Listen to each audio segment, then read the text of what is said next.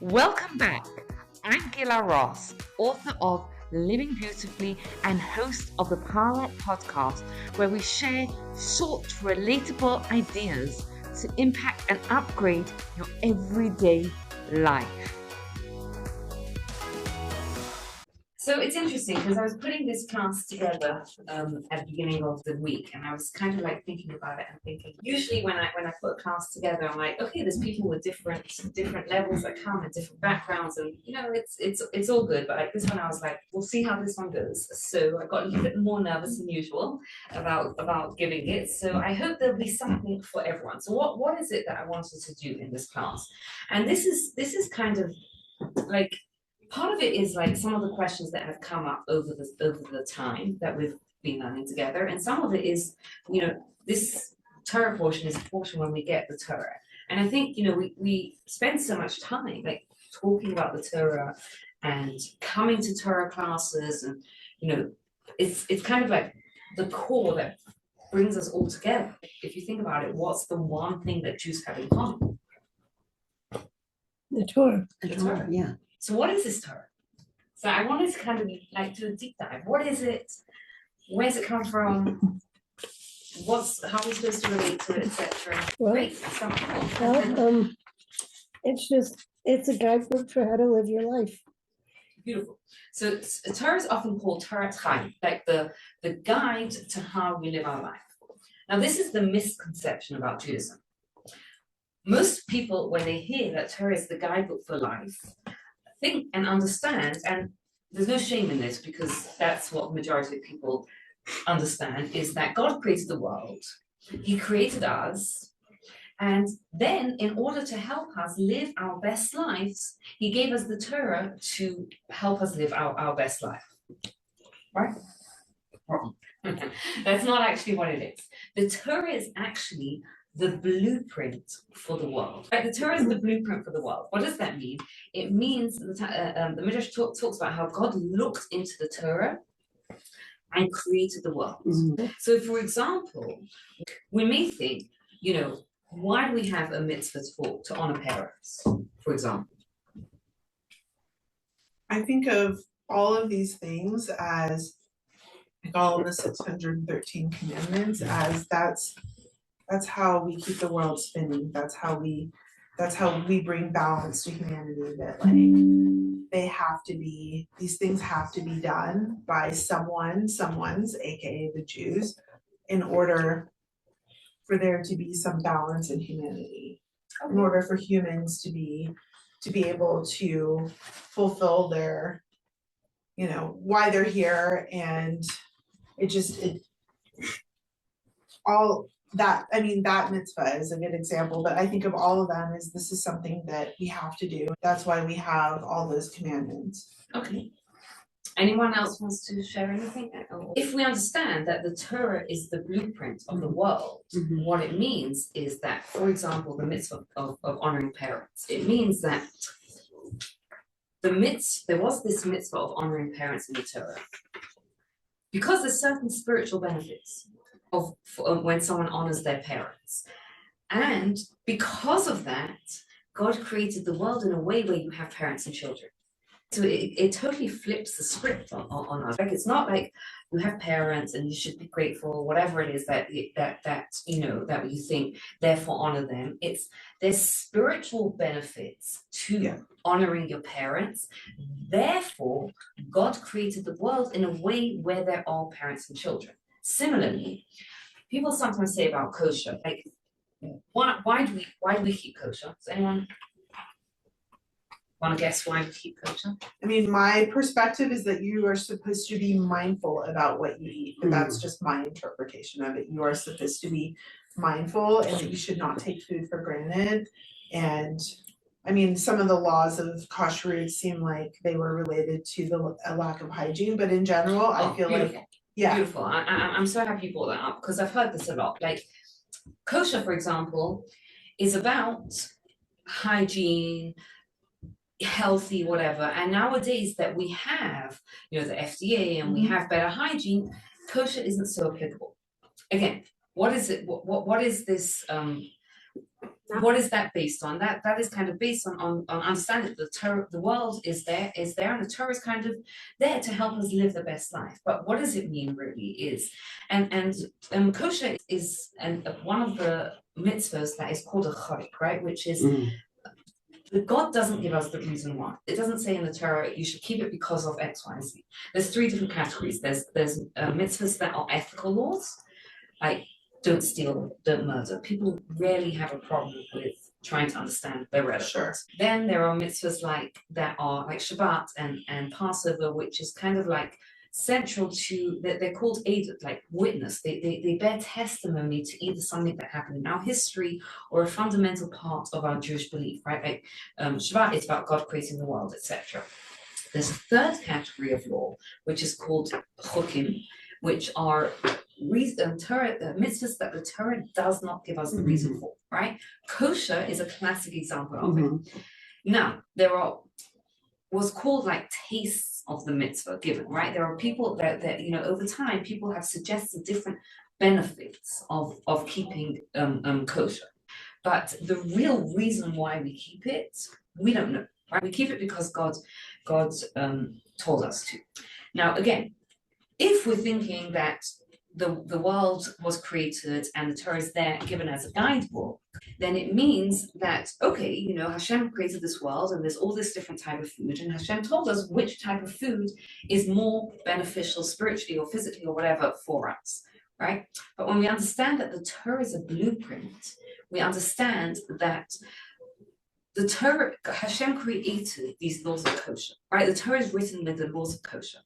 And because of the laws of kosher are written that way, God created the world in a way where they have these animals and these foods that are kosher and these that are not kosher. And then some of them, will there be, are there benefits, physical benefits from keeping kosher? Could be not. Depends how someone keeps the laws of kosher. But again, that's kind of like, and that's not the core of it. The core of it is that the Torah is a blueprint because Hashem gave us a mission. Hashem has a mission for the world, and He wrote that guidebook for completing that mission is the Torah. And the world was then created to allow us to fulfill the Torah, right? Understand that so far? Yeah. Okay. So, who wrote the Torah? God. Okay. So before we even get into it, That's really hard. The Torah doesn't exist outside of God. It's like it's a hard. You see what I'm saying? Yeah. okay, so let's take two steps back, and I want to preface this by saying that in life there's no such thing as clarity. There's no such thing. There's no such thing as But that's true. that's true as well. There's no such thing as certainty. When we look for evidence, what are we looking for? We're never looking for certainty, because you'll never find certainty. Whatever opinion or whatever fact you want to come up with, you will see that there is someone that has a different opinion and has evidence to back it up as well. For example, coffee. Is coffee good for you or bad for you? Depends. I think it's great. You think it's great, right? And you could probably cite evidence that shows that Sure. coffee can be helpful for you. Sure. Someone else can There's a cite counterclaim, evidence, though, evidence that coffee is not good for you. So is it good or is it bad? It's both. It depends. So how do we live our life in reality? Because if I'm sitting here, this is tea, if it was coffee, and I'm thinking to myself, okay, I need to know whether this is good or not good, right? And coffee is a small example, right? Whether I can drink it or not drink it. If I'm looking for certainty, I'm never going to drink it. I'm never going to not drink it because I'm like, maybe I should drink it. I'll drive myself crazy. Instead, what we kind of look for is which one of the two are more probable. Which one of the different options are more probable? Is it more probable that it's okay to drink a cup of coffee, or is it more probable that it's not okay to drink a cup of coffee? So that's kind of how we weigh up evidence. It's not about getting to certainty. It's about getting to a place where that probably makes sense. So when we look at who wrote the Torah, there's two options. Either God wrote the Torah, or humans wrote the Torah. When we talk about who wrote it? Did God write it, or did humans write it? The first thing that we have to ask is, and this is the second step back, so I was going to go, is there a way to ascertain that, or is it just that Judaism expects us to believe that God wrote the Torah because it says in the Torah that God wrote the Torah? It says in the Torah that God gave Moshe the Torah. It doesn't say that anybody wrote it. God authored the Torah. So here's where, okay, this is where it comes back to that loop. This is why I have a hard time. The loop is because, okay, so the Midrash says that God looked into the Torah and saw the world from beginning to end, and from that blueprint created all of it based on the blueprint, which, and I don't know, this is like, I don't know the Kabbalah here, so it's probably really esoteric. That makes me think that the Torah exists concurrently and as like it's always existed. It wasn't authored, it wasn't created, it is inherent to who God is. I hear what you're saying. I do hear what you're saying. I look at it a little bit differently, and I think It's a cool concept. I thought about that too, because sorry to interject, but when I read the Tao Te Ching a long time ago, before I kind of came back to being interested in my Jewish roots, I was like, wow, it's like this is the blueprint for the universe. And then I started learning more about the Torah and Judaism, and I thought, that's the blueprint of the universe. There's like this universal sort of essence. That's how I viewed it too, is it was there, the Torah was there before it was written. I feel like But how did it get there? Sources that said that it is because there's one, because like God is everywhere and in everything, and it's because when you look at a blueprint, right? A blueprint is, I think about it myself. Now, let's say I'm working on a project, and first, what I'll do oftentimes is I'll write myself about a bunch of notes. Then I can refer back to those notes to kind of figure out what I want to do. So again, I guess we have three options, right? I guess we have option number one is nobody wrote it, but it's a very I don't know, where does it come from? So there's really, if you think about it, there's two options. Either God wrote it, and then, or a human wrote it, right? Now the fact that there's a blueprint, because the same person can write a blueprint and build the house, but it if they doesn't have say skills. Bereshit, God wrote the Torah and then he created the world. It says Bereshit. Bereshit is about the creation of the world, not the creation of the Torah. The Torah existed pre-creation. Yeah, it's already there. Yeah. And again, there's lots of depth that we can go into about that, because there's depth about the worlds that were created, that existed before this world, etc. So, but let's shelve that for the moment. Put it aside for the moment, right? So if you think of it, is everyone following that? There's two options, right? God or human. What does God want us to do? Does God want us to take a leap of faith and believe in it, or is there a way to tell whether it's true or not? Whether God wrote it or not. I don't know what kind of proof, what sort of tangible proof would tell us that God wrote it. Yeah. When you say proof, it just reminds me of the years ago, Aisha Torah used to have these retreats where they proved that the Torah was written by God at the retreat. So if you turn over on the other side, and where does that come from? Where is the source of Sure. You've seen what I did to the Egyptians, how I bore you on eagle's wings and brought you to me. Now then, if you will obey me faithfully and keep my covenant, you shall be my treasured possession among all the peoples. Indeed, all the earth is mine. Listen to this. God is talking to Moshe and telling him that you're going to go and tell the Jewish people about it. Before he tells him, this is the Torah, and you're going to give it to the people, and the people have to listen because I am Hashem. What does he say? He says, you have seen what I did to the Egyptians. He's telling them, why should you believe in me? He's not saying you should believe in me because I said so, right, or you should believe in me because there's a leap of faith, right, or whatever. He's saying you should believe in me because you all were in Egypt, you experienced God intervening in Egypt, bringing down the world power at the time, the 10 plagues, the splitting of the sea, the miraculous events of Sinai. And because you saw all these incredible things, that's why God is saying you should believe in Torah. Right? You should believe in.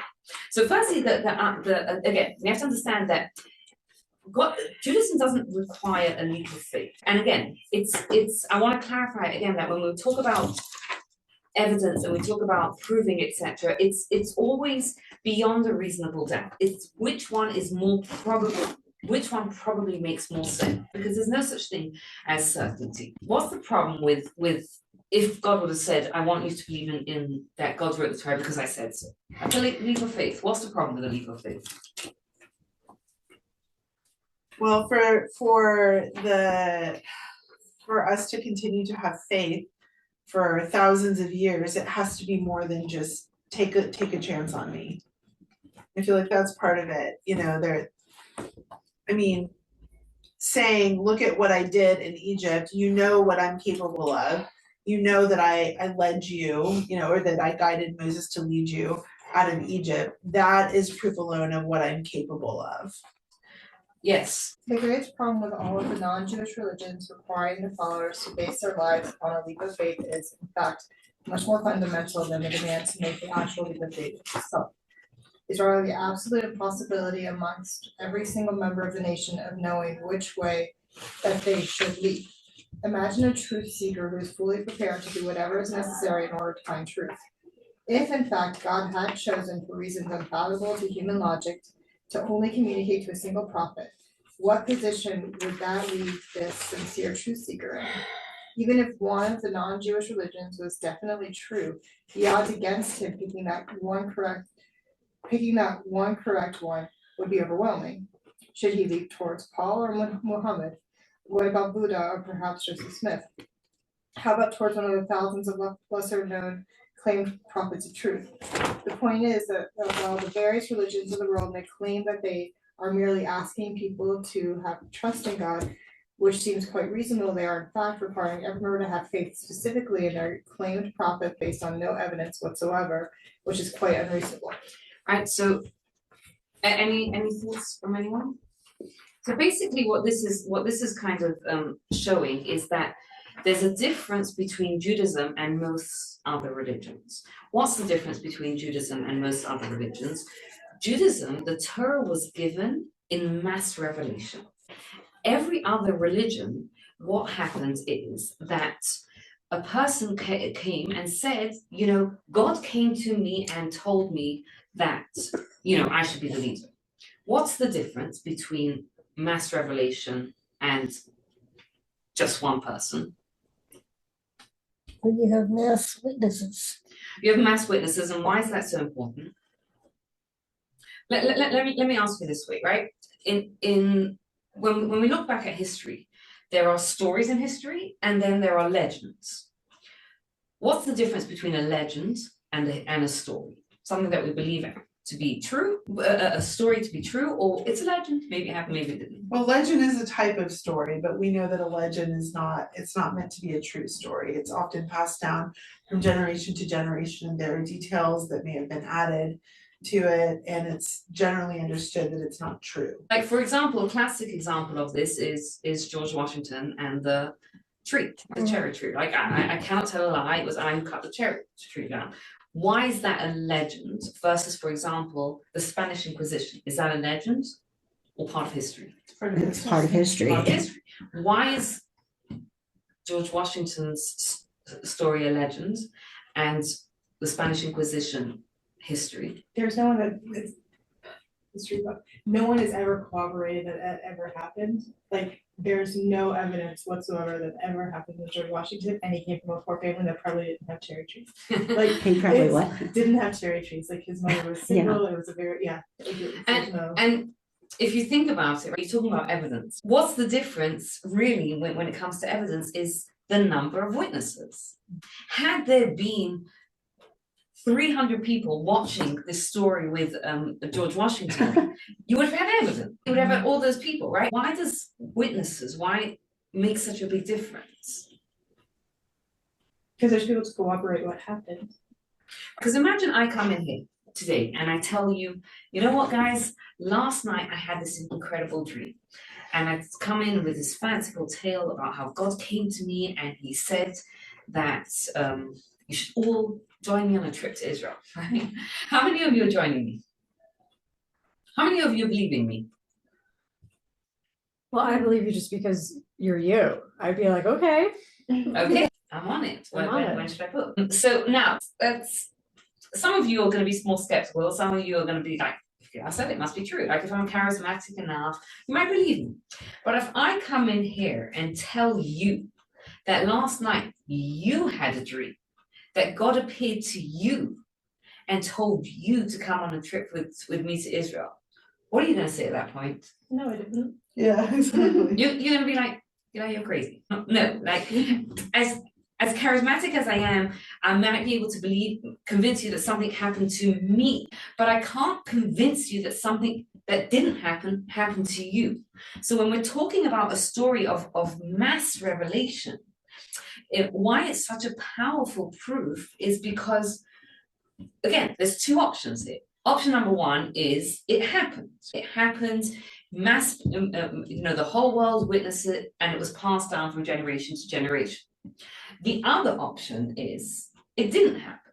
Now, if it didn't happen, how did that story get written into our history? Because imagine if, let's say, 300 years after Sinai, someone wrote this story about mass revelation. What do you think would have happened?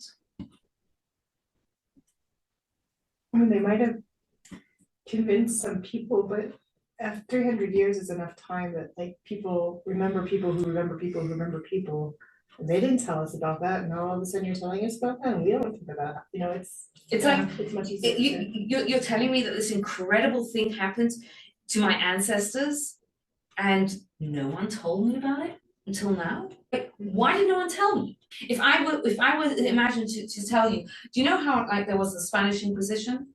There was also the French Inquisition. Same thing happened in France at the same time. What are you going to say to me? Really? I never heard that. Yeah, let me Google it. Yeah, yeah. I'm knowledgeable. What do you mean? Yeah, like you make Are you making things up? If it really happened, why have I not heard about it from until now? Sorry. What is this?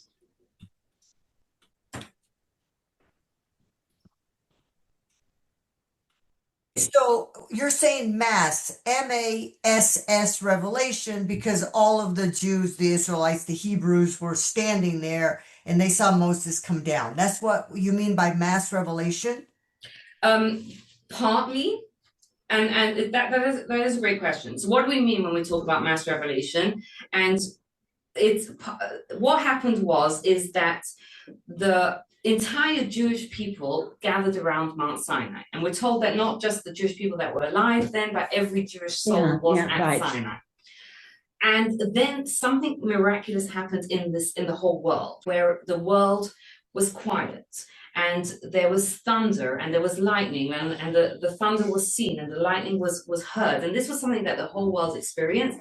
And then God spoke the 10 Commandments. So it's not just that Moses came down, because if what you're saying is that they saw Moses on the mountain, you've got the same problem, right? Because how do I know that where Moses got that from? Maybe he wrote it himself last night and brought it down. It's no different. Yeah, it's no different than How do we know there was thunder and lightning and the whole world heard it? So this again is what we're trying to figure out, like probable. Which one is more probable? There's two options.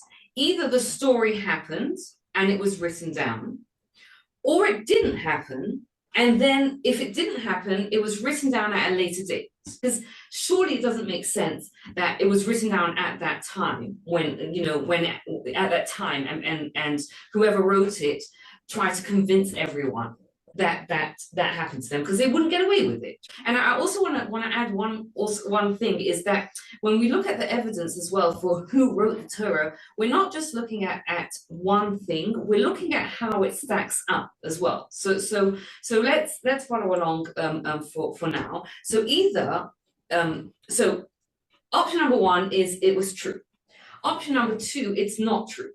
If it was not true, it's not possible that it was written down at the same time, at that generation, because people would have said, this is nonsense, right? It would never have been accepted. Imagine someone comes in and says, whatever, yesterday there was a mass revelation in Israel, in America, right? The person's going to be like dismissed as crazy, right? You can't convince people that they saw something that they didn't experience. So the other option is that it didn't happen, and then years later, someone came and told the Jewish people, this happened to your ancestors. This incredible thing happened to your ancestors. So let's evaluate that. Is such a thing possible? Is it possible that, let's say 300 or 500 years ago, or 1,000 years after Sinai supposedly happened, someone came, wrote this story out, this magnificent story about how, the whole world was quiet and the whole world witnessed it, and we heard God speak and introduced it. What would they be met with if someone came up with this fanciful, like it's a fanciful story? And what would they be met with? They would be met with resistance, because people would say, hold on a second, if this is true, why have I not heard about it until now? Yeah, that's definitely the case if the people that they were trying to convince are Jewish, because we're skeptical people to begin with. Yes. Stubborn and skeptical. But then when you look at it, so I took this insane class in college about early Christianity and how the early Christian Bible was adopted. And that happened about 500 to 1,000 years after the events that it's written about. But what was actually fascinating, and I'm not sure if this is where you're going, is that Christianity and Islam both, neither of them refute the mass revelation. Right, exactly. Right? They also believe in the mass revelation. They just say God changed his mind later. Right. But their followers accepted this later recordation of, like, when these biblical historians look at the way that the New Testament was recorded, it was recorded 500 to 1,000 years later, after the time of when these things are supposed to have happened, and majority of the world accepts that as truth. But what were they accepting as truth? That something happened to one person. Right. This is different. This is coming in and saying that something happened to all of the people, the entire world. Again, like if I came in and said, "Did you hear about the French Inquisition?" It was massive. It was the whole world knew about it. Like, what would you say if I told you about the French Inquisition? That it was the whole world was witnessed it, and the whole world, because again, the claims made here are like so fanciful if they're not true. Like you have to think about, like, how could they possibly have gotten away with it? It's one thing to convince you that something happened to one individual person. Okay, maybe it happened, maybe it didn't. And those sorts of things can catch on. But to something that happened to the entire world, how do you introduce that in later on and get away with it? And hold on a second, there's more. There's two unique prophecies that are given in the Torah, right? One of them is that the God prophesies that there will never be another mass revelation. Right? And there has never been another mass revelation since then. Second thing is, God says there will never be another religion that will claim that they had a mass revelation. Now, which one of those is a more powerful prophecy? That there'll never be another religion that claims it, because that there'll never be another, mass revelation. So let's say someone authored it, wrote it, and there is another mass revelation. They can contradict it. Right? They got away with introducing it into the story, into our history, when it wasn't true. Then they can also say, well, maybe it didn't happen, it was photoshopped or whatever. What this prophecy is saying is that firstly, there is never going to be another mass revelation, and there has never been another mass revelation. And there's a prophecy that there will never be another nation, another religion that claims to have a mass revelation. Why? Because it's too hard. How can I convince people that something happened to them or their ancestors and they've never heard about it until now. Okay, this is a fascinating topic. I think you could talk about this for weeks. I Yes. still don't comprehend where in the Torah it says that there was a mass revelation, or this is something that we've, come up with through rabbinical thinking. So it's this week's Torah portion, and Right. please God, I will send you a picture of it after the No, class. I mean, I've read it, Yeah. and I didn't see anything about there's a mass revelation. You were all there. I mean, there doesn't say that every Jew alive forever was all there either. I think that's something we've come up with. Having said all that, I think it's irrelevant. I think whether God wrote it or whether Jews, Israelites created it, it has kept us as a community for 3,500 years. And it's like we are the source. And because we are the source of this blueprint to live a good life, it's the reason that we're persecuted. Because everybody always wants to take down the source. I think this question of who authored the Torah is fundamental, because if it's God that wrote the Torah, then it's a higher power. It's someone that's completely different than a human being. Mhm. If it was a human being that wrote the Torah, what makes it binding? Maybe I'm smarter than the person that wrote it. Maybe we have more intelligence nowadays, right? It's a fundamental question to grapple with, right? Which is why God is telling us, don't just make a leap of faith, because this is such an important question to grapple with. Like, who authored it? Who authored it? And again, we have to get to a place where we're like 100% certain. We have to get to a place where it's like, it makes more sense, right? I think at this point, it makes more sense that to say that the mass revelation actually happened, and the rather than it didn't happen and someone wrote about it later and then convinced people that has happened to their grandparents and the grandparents have forgotten to tell them, right? Like, it just is very hard to imagine that is possible. Is it possible? Perhaps anything is possible, but we're looking for is it more probable?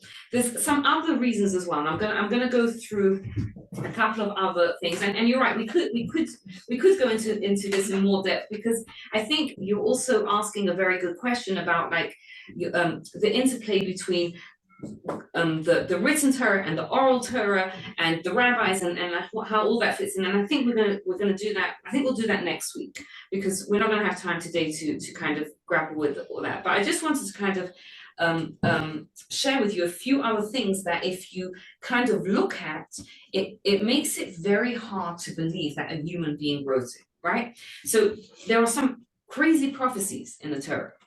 For example, it is prophesied in the Torah that the Jews will be hated. There will be anti-Semitism, right? The phrase that the Torah uses is halacha Sinai. It's a law from Sinai that the non-Jews hate the Jews.